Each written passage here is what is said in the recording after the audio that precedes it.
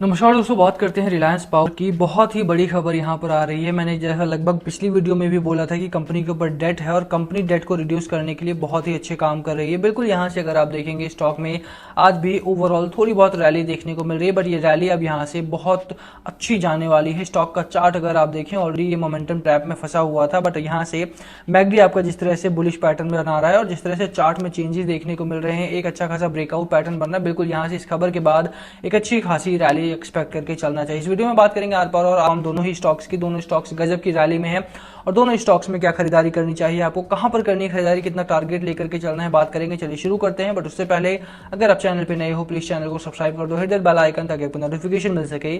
चलिए स्टार्ट करते हैं। आर पावर की बात की जाए तो मैं थोड़े से फाइनेंशियल्स दिखा देता हूं आपको। देखिए फाइनेंशियल्स अगर आप देखेंगे तो कंपनी का इस समय वॉल्यूम मतलब जो रेवेन्यू है, रेवेन्यू बहुत अच्छा आ रहा है। कंपनी का जो ट्रेड वॉल्यूम है वो तो अच्छा है ही। अगर आप देखेंगे नीचे आकर के तो प्रॉफिटेबिलिटी कंपनी ठीक ठाक कर रही है, बट वॉलेटाइल रहता है। ये आपको देखना है कि लास्ट क्वार्टर में इन्होंने प्रॉफिट किया था, उससे पहले अगर आप देखें लॉस हुआ था, उससे पहले भी लॉस हुआ था और लगातार अगर 3-4 क्वार्टर में भी देखेंगे तो लगातार लॉस होता आ रहा है। इस समय जो अच्छी खबर आ रही है वो ये है कि कंपनी का जो मार्जिन है वो मार्जिन बहुत कम है, बहुत नेगेटिव मार्जिन रहता है अक्सर इनका। ओवरऑल अगर आप देखेंगे उसके बावजूद भी कंपनी ठीक ठाक ट्रेड कर रही है, ठीक ठाक आगे बढ़ रही है। वॉल्यूम में अगर आप देखिए वॉल्यूम ठीक रहता है और डिलीवरी पैटर्न भी अभी ऑलमोस्ट बढ़िया है। जहां तक शेयर होल्डिंग की बात रही, देखिए शेयर होल्डिंग में अभी भी फॉरेन एक्सपोजर ठीक ठाक है। 7.35% का फॉरेन एक्सपोजर है, लगातार बढ़ा था, अभी स्टेबल है। और अगर फॉरेन एक्सपोजर किसी कंपनी में इतना बढ़िया है तो मुझे लगता है कि लॉन्गर पीरियड में वो कंपनी सस्टेन करेगी और न सिर्फ सस्टेन करेगी बल्कि यहाँ से आगे भी भागेगी।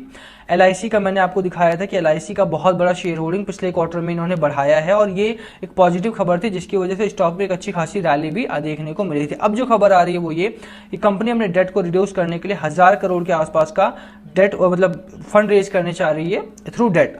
वर्डे पार्टनर से ये अपना पैसा रेज करेगी, ये डेट फंड रेजिंग होगी ना कि इक्विटी। तो ओवरऑल अगर आप देखेंगे 1000 करोड़ का अगर फंड रेज कंपनी यहाँ पर करती है, ये थोड़ी सी पुरानी खबर जरूर है यहाँ पर 2-3 हफ्ते 4 हफ्ते पुरानी, बट हाँ मुझे लगता है कि ये खबर अभी यहाँ से ऑफिशियल नहीं हुई है और अभी ऑफिशियल होती है तो मुझे लगता है कि यहाँ से स्टॉक आपको तेजी में देखने को मिलेगा। The proceedings will be utilized to settle debt. जैसे मैंने बोला कंपनी के ऊपर बहुत डेट है और उस डेट को सेटल करने के लिए कंपनी जो है वो फंड रेज कर रही है। The transaction is subject to satisfaction of condition precedent as identified in the definitive document. The proceeds will be utilized to settle and discharge restructure and existing debt.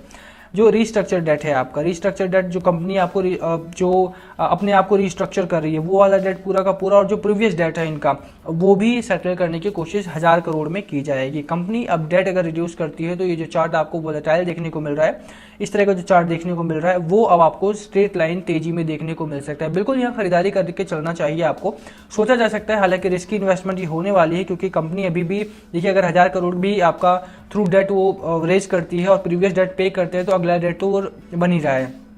Overall अगर आप देखेंगे तो company अभी भी riskier zone में ही है, तो अगर आप खरीदारी करते हो थोड़ा सा कॉशियस होकर के खरीदारी करनी है, बहुत जल्दीबाजी में खरीदारी नहीं करनी। हालांकि टारगेट क्या लेकर के चलना है मैं बताऊं तो लास्ट क्वार्टर मतलब जो प्रीवियस हाई था इनका 22 रुपये के आसपास का, वो आपको लेकर के चलना है। यहाँ पे 22 रुपये का टारगेट, आपका पहला टारगेट 22 रुपये का रहने वाला है। 22 प्लस का टारगेट आप यहाँ पर लेकर के चलो।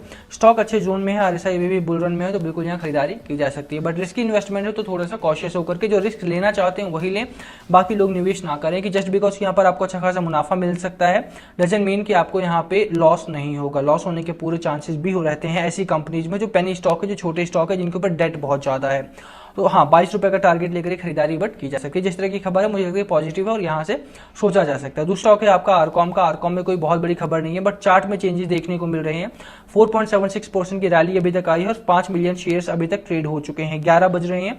ओवरऑल अगर आप चार्ट देखेंगे अभी भी चार्ट आपका नोज ड्राइव ही ले रहा है, कोई सपोर्ट लेवल यहाँ पर मिला नहीं है अभी के लिए। अगर आप बात करें तो बिल्कुल स्टॉक ने एक स्टेबिलिटी जरूर दिखाई है पिछले दिनों से। ओवरऑल अगर आप मैकडी की बात करें या आरएसआई की बात करें, ओवरसोल्ड जोन के करीब में आपका आरएसआई पहुंच चुका है और ओवरसोल्ड ओएस जोन के अगर आसपास आपका आरएसआई, इसका मतलब यहां पर स्टेबिलिटी लेकर के ऊपर की ओर निकलता हुआ दिखाई देगा आने वाले दिनों में स्टॉक आपका। तो ब्रेकआउट पॉइंट पर आपका ये भी स्टॉक है, ब्रेकआउट पॉइंट पर स्टॉक ये भी है आपका, बट यहां पर खरीदारी करने की सलाह मैं कम से कम अभी आपको नहीं दूंगा जब तक कि ये 50 डे मूविंग एवरेज एटलीस्ट आपका क्रॉस नहीं करता है। 1.75 जब तक ये क्रॉस नहीं करता है तब तक के लिए अगर आप खरीदारी ना करो तो ज्यादा बेहतर रहेगा। बाकी अगर आपने ऑलरेडी खरीदारी कर रखी है तो होल्ड करो, घबराने वाली बात नहीं, स्टॉक आपको ब्रेकआउट पैटर्न ऑलरेडी शो कर रहा है, तो बिल्कुल यहाँ पे अब धीरे धीरे करके आपको स्टॉक जो है वो 2 रुपए तक के लेवल्स तक जाता हुआ दिखाई देगा। बट ये ज्यादा रिस्की स्टॉक है, आर पावर से भी ज्यादा रिस्क है इसमें, तो थोड़ा सा अवॉइड करेंगे तो ज्यादा बेहतर रहेगा। बाकी दोनों स्टॉक्स में से आपको कौन सा पसंद है और बताना कॉमेंट करके। बाकी दोनों स्टॉक्स के अलावा भी कोई सवाल हो या फिर इन स्टॉक से कोई और संबंधित सवाल हो तो प्लीज कॉमेंट करके पूछ सकते हो। वीडियो को यहीं खत्म करेंगे, पसंद आई हो तो लाइक करना, चैनल पर नए हो सब्सक्राइब किए बिना मत जाना। Thank you for watching and please comment पूछना हो तो